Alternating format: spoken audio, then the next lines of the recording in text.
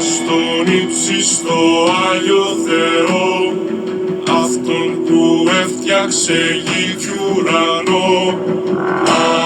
Άγιος, Άγιος, είσαι Κύριος, δόξα στον Υιό τον Ιησού Χριστό, δόξα και στο Πνεύμα το Αγίο, όλη δόξα σου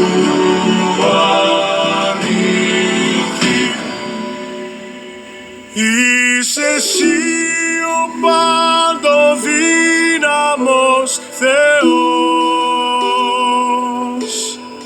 είσαι εσύ ο παντοδύναμος Θεός,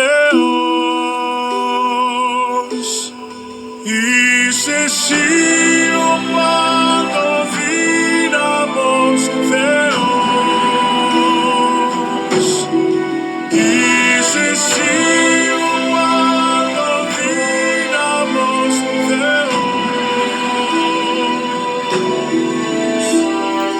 Δόξα στον ύψιστο Άγιο Θεό, αυτόν που έφτιαξε γη κι ουρανό. Άγιος, Άγιος, είσαι Κύριος, δόξα στον Υιό τον Ιησού Χριστό, δόξα και στο Πνεύμα το Αγίο, όλη δόξα σου ανήκει. Είσαι εσύ ο παντοδύναμος Θεός,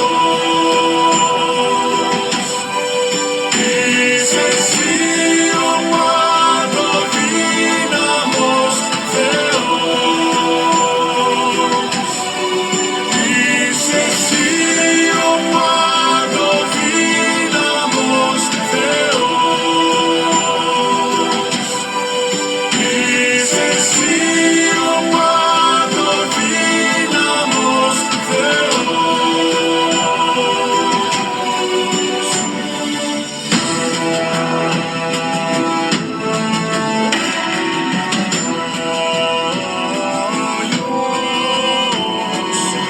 Άγιος, Άγιος, Άγιος, Άγιος.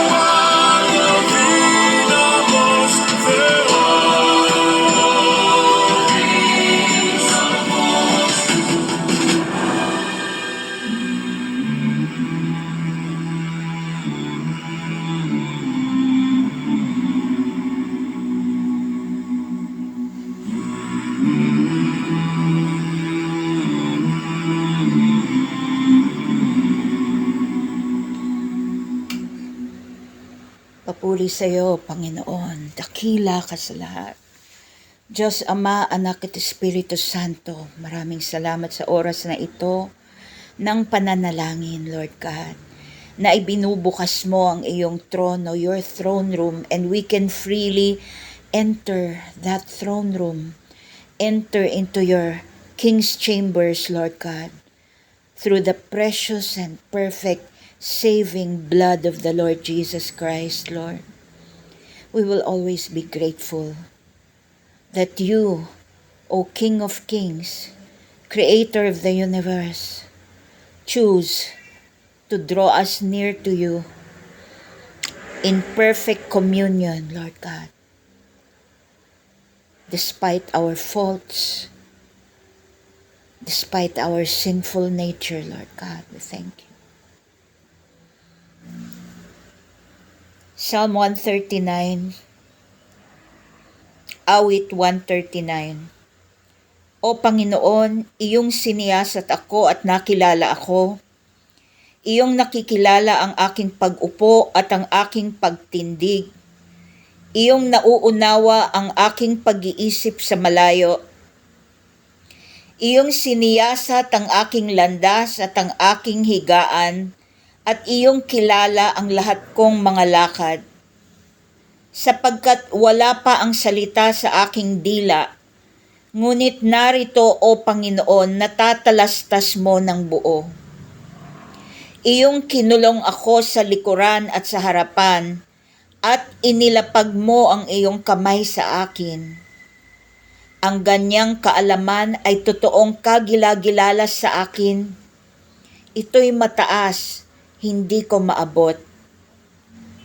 Saan ako paroroon na mula sa iyong espiritu? O saan ako tatakas na mula sa iyong harapan? Kung sumampa ako sa langit, nandyan ka. Kung gawin ko ang aking higaan sa Sheol, narito ikaw ay nandoon. Kung aking kunin ang mga pakpak ng umaga at tumahan sa mga pinakadulong bahagi ng dagat, doon may papatnubayan ako ng iyong kamay, at ang iyong kanang kamay ay hahawak sa akin. Kung aking sabihin, tunay na tatakpan ako ng kadiliman, at ang liwanag sa palibot ko ay magiging gabi. Ang kadiliman man ay hindi nakakukubli sa iyo, kundi ang gabi ay sumisilang na parang araw. Ang kadiliman at kaliwanagan ay magkaparis sa iyo. Sapagkat iyong inanyo ang aking mga lamang loob, iyo akong tinakpan sa bahay bata ng aking ina. Ako'y magpapasalamat sa iyo, sapagkat nilalang ako nakakilakilabot at kagilagilalas. Kagilagilalas ang iyong mga gawa, at nalalamang mabuti ng aking kaluluwa. Hallelujah. Ang katawan ko'y hindi nakubli sa iyo nang ako'y gawin sa lihim at yariing mainam sa mga pinakamababang bahagi sa lupa.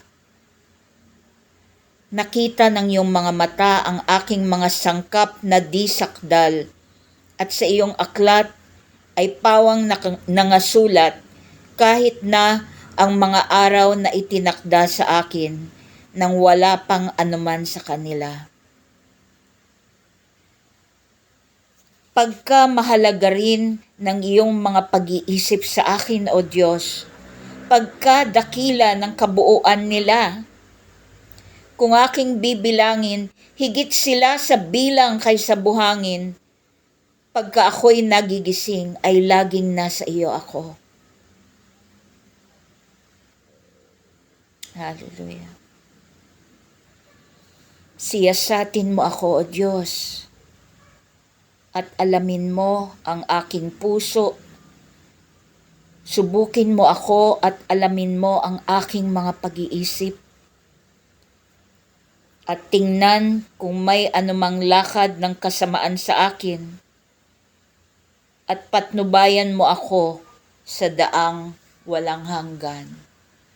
Ito ang mga salita ng ating pinakamamahal na Panginoong Diyos. Hallelujah.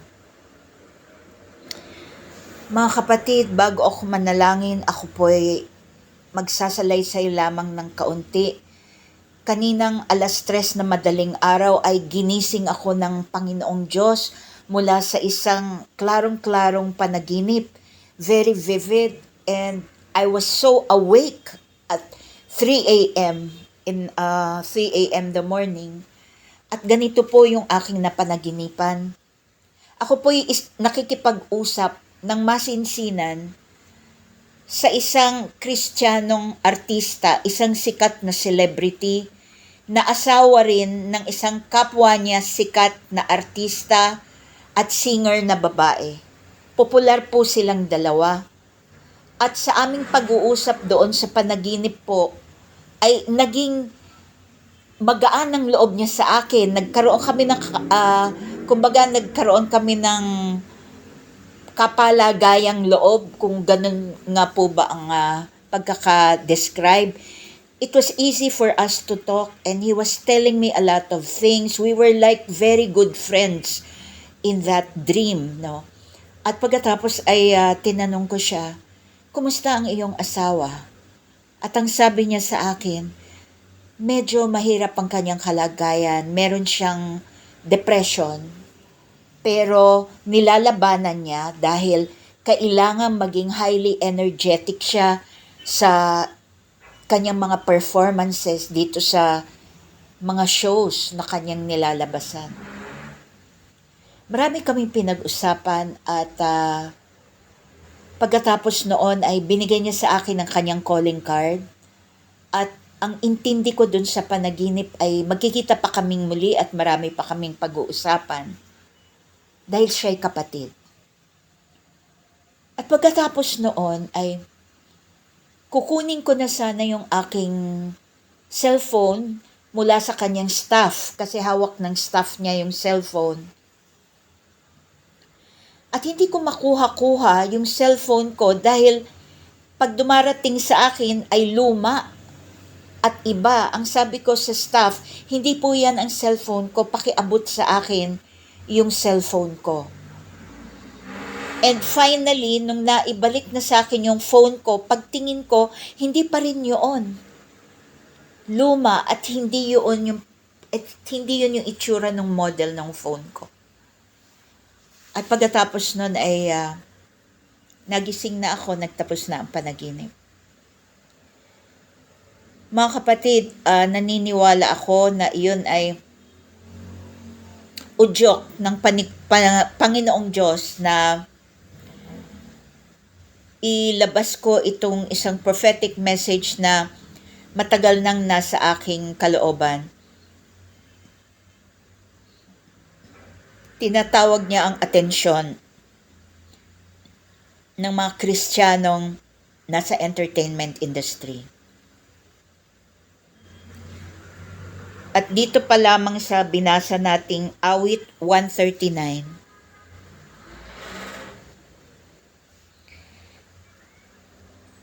Ay nangusap na sa akin ang Panginoon.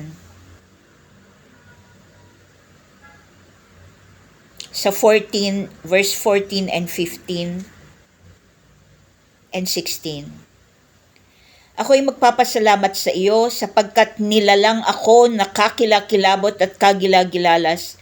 Kagilagilalas ang iyong mga gawa at nalalamang mabuti ng aking kaluluwa. 15. Ang katawan ko'y hindi nakubli sa iyo nang ako'y gawin sa lihim at yariing mainam sa mga pinakamababang bahagi sa lupa. Nakita ng iyong mga mata ang aking mga sangkap na disakdal at sa iyong aklat ay pawang nangasulat kahit na ang mga araw na itinakda sa akin nang wala pang anuman sa kanila. Nag-speak na mga kapatid sa akin ngayong umaga itong mga talatang ito at ilalahad ko sa inyo bilang pagpapaalala na ang mga katawan natin ay hinubog mismo ng Diyos. Ito'y banal, ito'y sakdal sa kanyang harapan.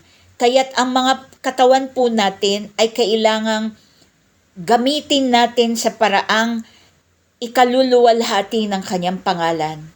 At dito pumapasok ang mensahe ng Diyos para sa ating mga Kristiyanong artista, mga Kristiyanong singer, mga Kristiyanong nasa puting tabing at nagpe-perform sa mga entablado sa social media. Ang udyok ng Panginoong Diyos ay ganito, huwag ninyo pong gamitin ang inyong mga katawan sa mga proyektong pang-entertainment na malaswa, na nagpapakita ng mga sensitibong bahagi ng inyong katawan for everyone's eyes to feast on. Ito'y hindi nagbibigay ng kaluguran sa Panginoong Diyos kahit pa bukang bibig ninyo ang kanyang salita. It is precious to God, the things that come out of our mouths. Kaya pati yung mga script na lumalabas sa mga bibig natin, kung ang mga ito ay nakaka-glorify kay Satanas, wag na po ninyong kunin ang mga ganyang proyekto. Dahil tayo'y nasa huling mga araw na, bilang na ang oras ng sanlibutan. Ang lahat ng mga anak niya, anak ni Yahweh sa pamamagitan ng dugo ni Jesus, ang lahat ng gayong mga anak ay tinatawagan ng Diyos na manindigan na ng may kabanalan sa kanyang harapan para sa kanyang salita in the presence of the holy angels as witness, so that we can testify in this last hour to the power of the name of Jesus Christ in all purity, in all goodness, and in all truth. Tanggalin na po natin yung mga compromise na ginagawa natin para lamang sa kasikatan, para lamang manatiling kumikita sa entertainment industry. Hindi po ito nakalulugod sa harapan ng ating Panginoon. At may nababawas sa mga pagpapalang dapat sana ay mapasa atin kapag tayo ay gumagawa ng mga bagay na hindi nakalulugod sa kanyang harapan, kapag tayo ay ginagamit ng kadiliman upang magbigkas ng mga bagay na hindi nakalulugod sa Diyos, hindi nagbibigay papuri sa kanyang pangalan sa pamamagitan ng mga scripts, mga linya na dinedeklara natin, kahit pa sabihin natin na ito'y gawa-gawa lamang, ito'y mga istorya lamang. Remember the power of the spoken word. In the beginning, God created the universe only with the power of the spoken word that is declared to us in the book of Genesis. The Gospel of John says the same thing. In the beginning was the Word, and the Word was with God, and the Word was God. He was in the beginning with God. All things were made through Him, and without Him nothing was made that was made. The power of the spoken word. Christ is known as the Word of God. He is the living Word. He is the Word of life. Meditate on these things ng mabuti, mga kapatid, sa industriya ng entertainment. God is calling you to repentance. God is calling you to a new life with Him. A life of perfect shalom and peace. Karamihan sa mga artistang walang peace, mga artistang na kay Jesus pero walang peace, bantayan niyo po yung mga kantang kinakanta ninyo. Kadalasan they are sexual in nature. Kadalasan they are worldly. Mga kanta na gawa ng mga kampon ni Satanas dun sa Hollywood. Hindi na po ako magbabanggit ng mga pangalan dahil kung nagre-research kayo sa social media, alam ninyo kung sino-sino ang mga yan. Kahit po mga top hits po yung mga yan, stay away from these songs. It would be better if we create our own songs that declare the goodness of life, the goodness of God, things that exalt God through our words, through our music, not things that exalt the values of immorality and the values of darkness.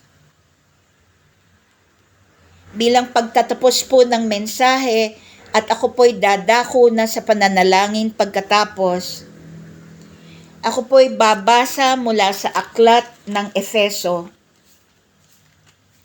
chapter 5, verse 3 to 7. Basahin ko na lang po mula 1 to 7. Therefore, be imitators of God as dearly loved children, and walk in love as the Messiah also loved us and gave himself for us a sacrificial and fragrant offering to God. Verse 3, pakinggan niyo po maigi. But sexual immorality and any impurity or greed should not even be heard of among you, as is proper for saints. Ulitin ko po. But sexual immorality and any impurity or greed should not even be heard among you, as is proper for saints. Ang kausap po ng Apostol Pablo dito ay church, mga mananampalataya. At kasama po dito ang mga mananampalataya na nasa showbiz, na nasa entertainment industry. This is God's rebuke and open declaration of love for each of you and all of you, because the days are coming. And the days are now here when people will no longer listen to the Word of God, but people are listening to the things that their itching ears want to hear. Nasa salita po yan. Umayos na po tayo, magsisi tayo sa kasalanan, tumayo po tayo para kay Jesus ng malinis. Let us not be double-minded, na nasa gitna ang mga paa natin, 1 foot in the world and 1 foot in the kingdom of God. Mamimili po talaga tayo. If we want the perfect shalom of Jesus Christ, not even a hint of sexual immorality or impurity should be coming out of our lives. Verse 4, and coarse and foolish talking or crude joking are not suitable, but rather giving thanks. 5, for know and recognize this, no sexually immoral or impure or greedy person who is an idolater has an inheritance in the kingdom of the Messiah and of God. Mga kapatid, ganito po kasi yung punto. Pwede nating sabihin, pelikula lang naman yan hindi naman ako yan. Ito ako yung mga ini-interview, ito yung katotohanan. Hindi po yung point. Mass media is a powerful tool of communication. Kung ano yung pinoportray mo doon, yung mga values doon, yun po ang lalabas sa mga nanonood. Lalo na po yung mga nanonood na hindi naman tama ang values before God. Nare-reinforce. We are responsible for the things that we portray before God and man. Hindi naman po mangyayari na pagkatapos ipalabas yung pelikula, meron kayong segment doon na magsasabi na ako si ganon, gusto kong sabihin sa inyo na hindi yan ang dapat ninyong pamarisan. Hindi naman po kayo pwedeng mangaral ng ganon. Panonoorin nila yan at kung ano man ang mensaheng makuha nila dyan, yun na ang huhubog na kanilang mga isip para sa araw na yon. And sadly, kung puro ganun ang pinanonood, yun na ang huhubog ng kanilang mga buhay. We have a huge responsibility before God and men.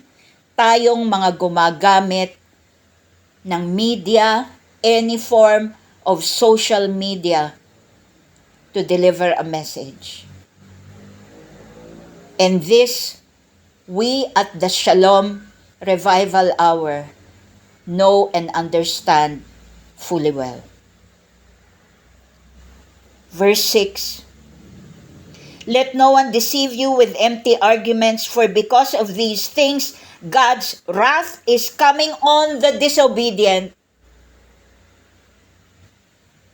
Hindi po sinabi na lahat ng mga nasa born-again churches or lahat ng mga nagsisimbang Katoliko at devoted, lahat yan papasok sa langit. Ang nakalagay dito, God's wrath, ang pot ng Diyos, is coming on the, sino daw? The disobedient. Regardless of religious affiliation, pag matigas ang ulo natin, hindi natin siya sinusunod, kahit ano pang identity ng katinuan ang meron tayo sa harap ng tao, pero hindi tayo naghahangad na tunay na sumunod sa Diyos, delikado po ang lagay natin. Tandaan po natin palagi yan, and we at Shalom are declaring these things, una, in awe of the God who is so holy and pure.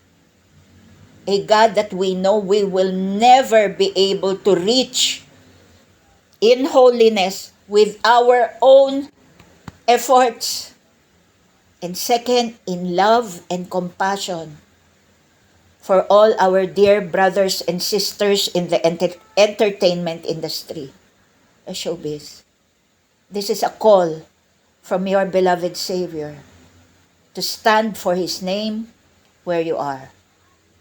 Whether you be a musician, whether you be an artist on the stage, theater, whether you be an influencer on social media, or whether you be on television or on the movie screen. Purihin ang Diyos Ama, Anak, at Espiritu Santo. Let no one deceive you with empty arguments, for because of these things, God's wrath is coming on the disobedient. Therefore, do not become their partners. 8. For you were once darkness, but now you are light in the Lord. Walk as children of light. For the fruit of the light results in all goodness, righteousness, and truth, discerning what is pleasing to the Lord. Mga kapatid sa showbiz, I pray that you will discern what is pleasing to the Lord. Manalangin po tayong lahat ng mga nakikinig.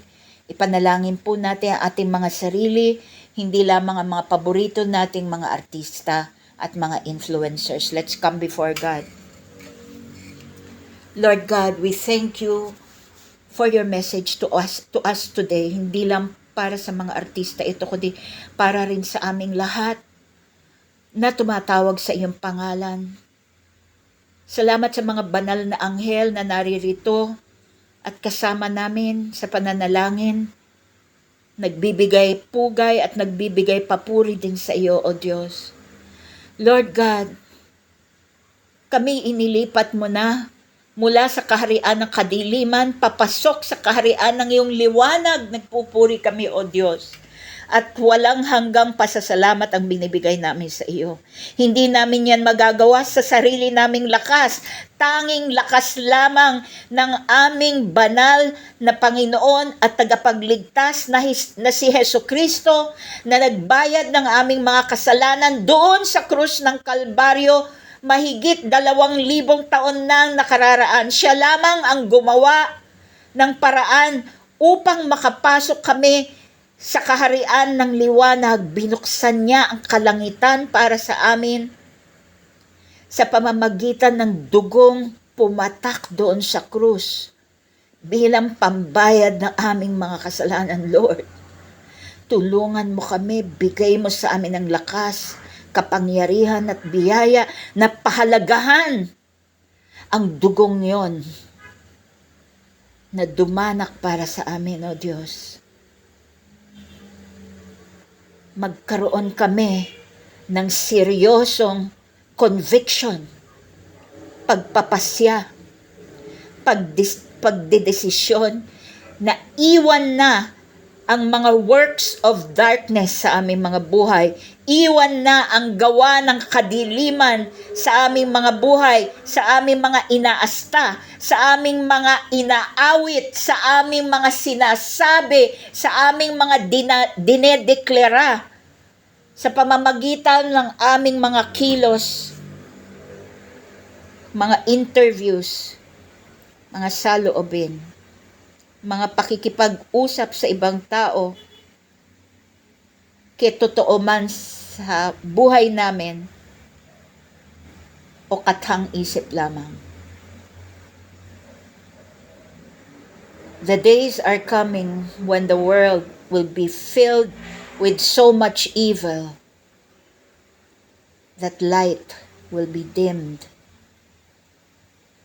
Lord Jesus, while you are in the world, shining through us, let us shine brightly, Lord God, in this dark world we live in.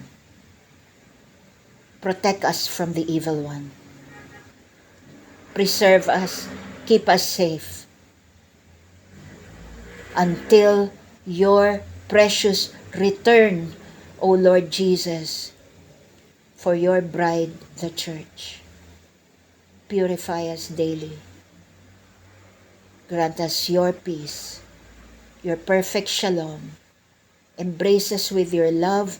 Enable us to be channels of your love, your faith, your goodness, your joy to the people around us, to those who you have put in our paths to influence and to guide.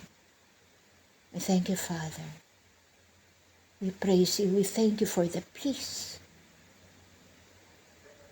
All this we pray and declare in the name of the Father and of the Son and of the Holy Spirit. Amen and amen.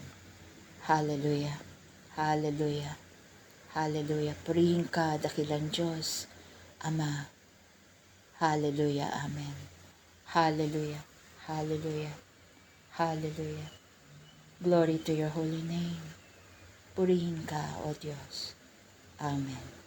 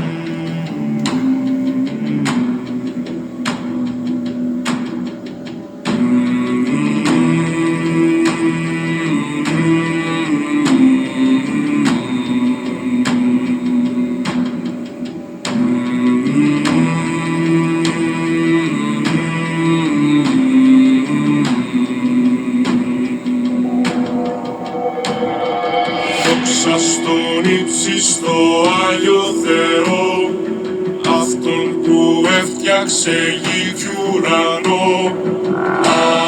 Άγιος, Άγιος, είσαι Κύριος. Δόξα στον Υιό τον Ιησού Χριστό, δόξα και στο Πνεύμα το Αγίο, όλη δόξα σου ανήκει. Είσαι εσύ ο παντοδύναμος Θεός. Είσαι εσύ ο παντοδύναμος Θεός. Είσαι εσύ ο παντοδύναμος Θεός. Είσαι εσύ ο παντοδύναμος Θεός. Δόξα στον ύψιστο Άγιο Θεό, αυτόν που έφτιαξε γη κι ουρανό.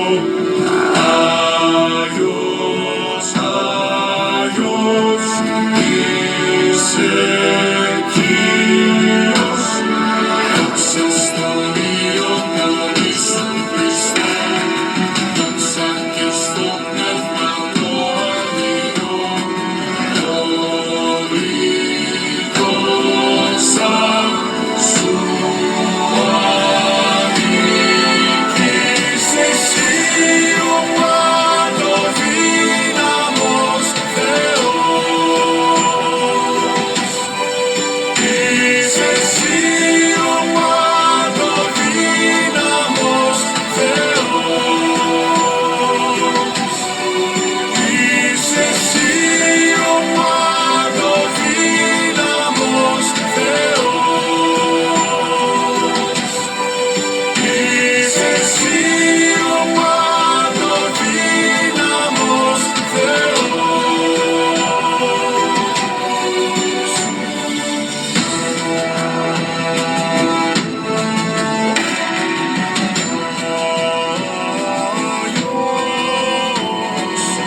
Άγιος, Άγιος, Άγιος, Άγιος.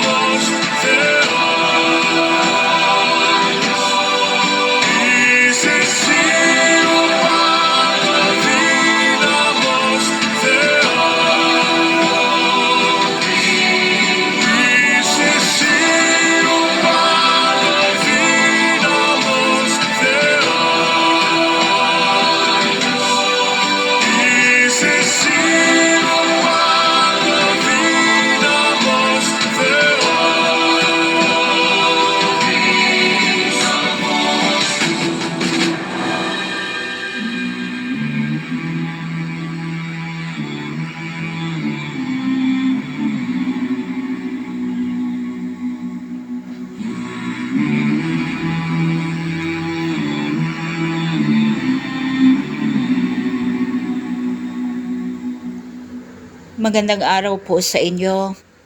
Ito po si Teacher Carol ng The Shalom Revival Hour. Go with God. Go with the Lord Jesus. Our Sar Shalom, the Prince of Peace. I wish you His love, His joy, His peace today and all the days of your life. Amen.